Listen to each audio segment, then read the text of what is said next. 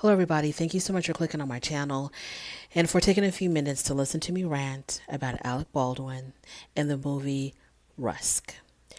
So, I had done a video back in 2021, I think it was, when the incident first occurred. And the incident that I'm referring to is when, on the film set of the movie Rusk, starring Alec Baldwin, a cinematographer by the name of halynahutchins ended up losing her life because a prop gun, a supposedly prop gun that Alec Baldwin was using in the film while shooting a scene, had gone off and a live round had struck halynahutchins and also the director of the movie, Joel Sosa. Unfortunately, Miss Hutchins succumbed to her injuries. Joel Sosa survived his injuries. So ever since then, obviously, this entire production has been embroiled in a very contentious legal battle between so many moving parts.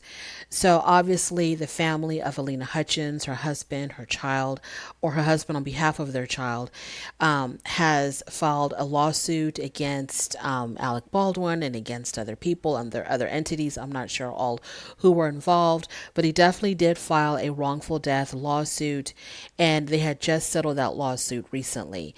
And obviously the major terms of the lawsuit were not disclosed as far as like how much cash the estate of halynahutchins was to receive, but we did know that the husband, Matthew Hutchins, was going to be listed as an executive producer of this film, I guess, in order for him to receive executive producer credit so that he can receive profits from this movie once it's released.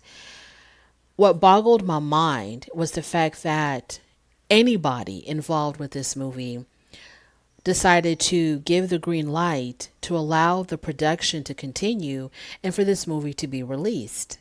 And I'm assuming Alec Baldwin will be starring in it, but I'm not 100% sure. The production of this film, in my personal opinion, should have been completely shut down because a woman lost her life for no reason at all. She shows up for work to do exactly what she's supposed to do. She's exactly where she is supposed to be. She didn't do anything wrong. She wasn't walking around in some dangerous neighborhood in the middle of the night. She wasn't in the streets of Chicago or the streets of New York or the streets of New Orleans. She wasn't involved in illegal activity. She wasn't doing anything wrong or illegal, but wakes up that morning, goes to work, never to come home again, because somebody on the set of this film made an error. Someone did something wrong, not intentionally, I'm assuming, but someone did something wrong. A person lost their life, and they're going to go on business as usual. And of course, they're going to probably at the very end of the film, there's going to be some type of whole bunch of words on the screen giving tribute to halynahutchins, obviously.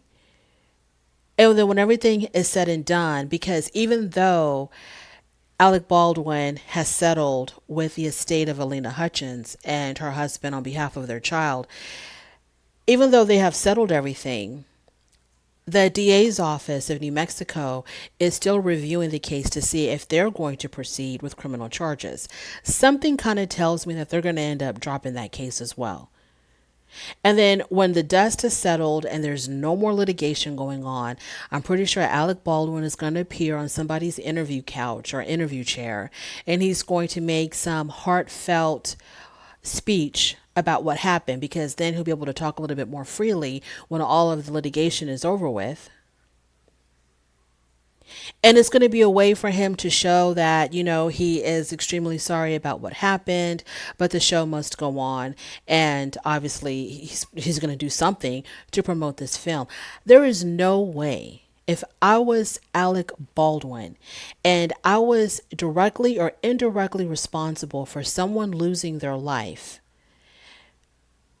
there is no way I can get back on set and continue filming this movie. Now, the article that I read had mentioned something about how Alec Baldwin had said that Was it Alec Baldwin or was it her husband? But somebody had said that the movie has to go on because this is what Helena Hutchins would have wanted. And this is to honor her memory and her legacy because she loved filmmaking so much. So why not, out of respect, shut it down? If you want to honor her memory, why don't you shut it down? I just cannot believe that there was a group of people, a group of adults, I'm assuming educated adults, who got together in some boardroom or in some room, and they were discussing whether or not the production of this film should go on, and the majority of them said yes. And I understand, okay, the thing is, it's like, why do you have to BS to people? Because it's not about in the memory of anybody, it's not about the legacy of anybody, it's about the dollar bill. It's about the fact that already so much money has been invested in this film because, yes, the people were just so desperate for an Alec Baldwin Western that, excuse me, they feel like the show must go on because that's what we need to see is Alec Baldwin and some chaps. I found it extremely in poor taste, disgusting, inappropriate for this movie to continue production. I wouldn't feel comfortable. I have not only because I'm not a Western type of fan, I have negative 1,000 interest in watching this film. And of course, the fact that they're listing the husband as an executive producer of the movie, people might feel inclined to be like, okay, let's go ahead and support the movie because it's going to help it make a profit. And then we know that money, it will also be going to the family of Helena Hutchins. Then do a GoFundMe or do a charity event or do something else other than promoting this film where a lot of horrible mistakes were made. This film was so embroiled in shenanigans that I'm just shocked and appalled that anybody will let this film continue. First of all, there was an issue with the union workers. They were protesting about unworkable work conditions. I don't know if they're also were having issues with the pay, but they were definitely having issues with the working conditions.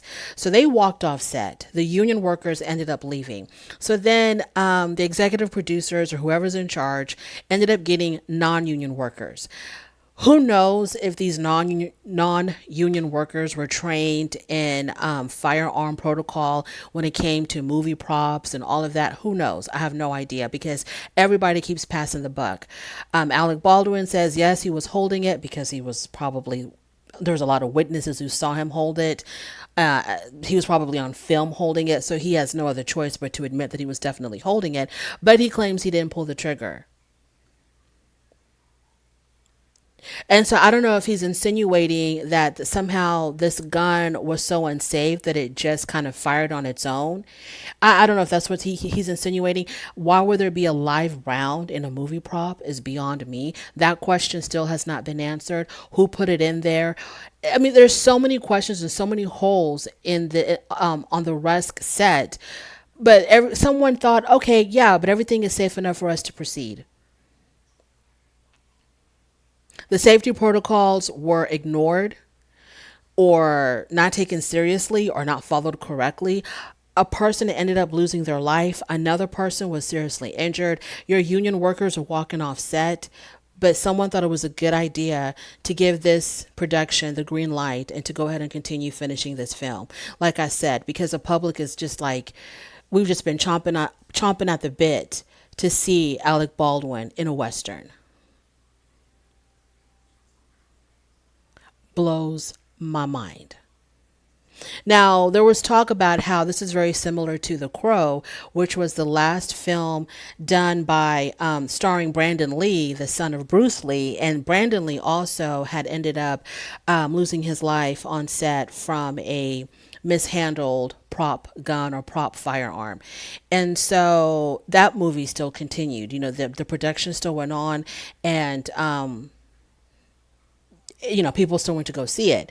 And of course, a lot of people can argue that people went to go see it because it was sort of like, there was controversy. You're seeing someone in their very last moments. But I think this was a little bit different because I don't know if it's better or worse or what, but when The Crow continued its production and the film was still released, we were watching the person who became victim of the unsafe protocol. We're watching the person who became victim of we're watching him. We're seeing him. We're seeing him perform. I can understand people saying, well, this is in honor of Brandon Lee, his very last performance. Let's go and see him. Maybe that's a little bit different. I don't really know. And in this situation, Halyna Hutchins was behind the scenes, and I think it's a little bit different though. I don't really, I see the similarities, but I think it's a little bit different from watching the actor who lost their life, perform, do his thing, versus watching the movie that the cinematographer was involved in behind the scenes. Because I just think it's a little bit different. And I don't think that in both movies, I don't think that continuing production was centered around honoring the person who lost their life. I think that the main motivation to release the films is, of course, to make money. But I just couldn't believe it that, and the person responsible or liable for her losing her life, that's the one who's going to benefit the most. That's the one who's going to benefit the most, because obviously I can't imagine anybody being paid higher than Alec Baldwin other than maybe an executive producer. I was just like flabbergasted. The person responsible for Helena losing her life, in my personal opinion, because he was the one that was holding the prop when the prop went off, the person responsible, that's where it's different from The Crow, because Brandon Lee didn't do anything wrong. He was innocent in all of that. So of course, I can understand people wanting to support that film. So yeah, I changed my mind. I do understand why people would support that film, because Brandon Lee didn't do anything wrong. In this situation, the star of the film is the one that's liable, and we're going to go and support him in this. And then the fact that anytime that people talk about Halyna Hutchins and what happened to her on this movie set, the conversation becomes very technical, very legal. A lot of legalese is being spoken. And it's like not enough talk about the fact that, this family was completely shattered. This little boy who will never be the same, the husband who lost his wife. Not enough is really being said about the human side of this tragedy, but it's a lot of conversation about the legal, technical, clinical side of this tragedy. And everybody passing the buck, and everybody saying it's not my fault, everybody laying blame on someone else's doorstep. That's where the majority of the conversation centers around whenever I read an article about Halyna Hutchins. It's always about liability and lawyers and reports and evidence and all of this and that, and not really enough about the woman. She's mentioned, of course she's mentioned, but it's like a blurb compared to the endless paragraphs of what could have gone wrong on this movie set. And like I said, if I was Alec Baldwin, there's no way I would have wanted to continue with this film, because I did something that caused someone else to no longer be around. There's just no way that I would have been like, okay, yeah, let's go. Let's finish this up. Let's go back into production. I couldn't. There's just no way. I absolutely couldn't. But I guess the upside, the positive side, is that her estate, her son, her husband, I guess they got what they were seeking. Obviously, it doesn't compare. It will never bring Halyna back. Their lives are forever changed, forever ruined. I understand all of that, but I guess, the positive side, if there is a positive side to this tragedy, is that they were recompensed or compensated something, for the loss of their loved one. And also another positive thing would be that, movie sets will just take better precautions when they're handling these props. And let's not use real live ammunition. Can we go ahead and use the little things that just go pop and a puff of smoke comes out? Can we just stick to that? I don't know. Anyways, thank you so much for joining me. I really do appreciate you spending your time with me. And on your way out, please don't forget to rate the video. And if you like this content, go ahead and subscribe, and I will definitely talk to you later. Thank you so much. Bye.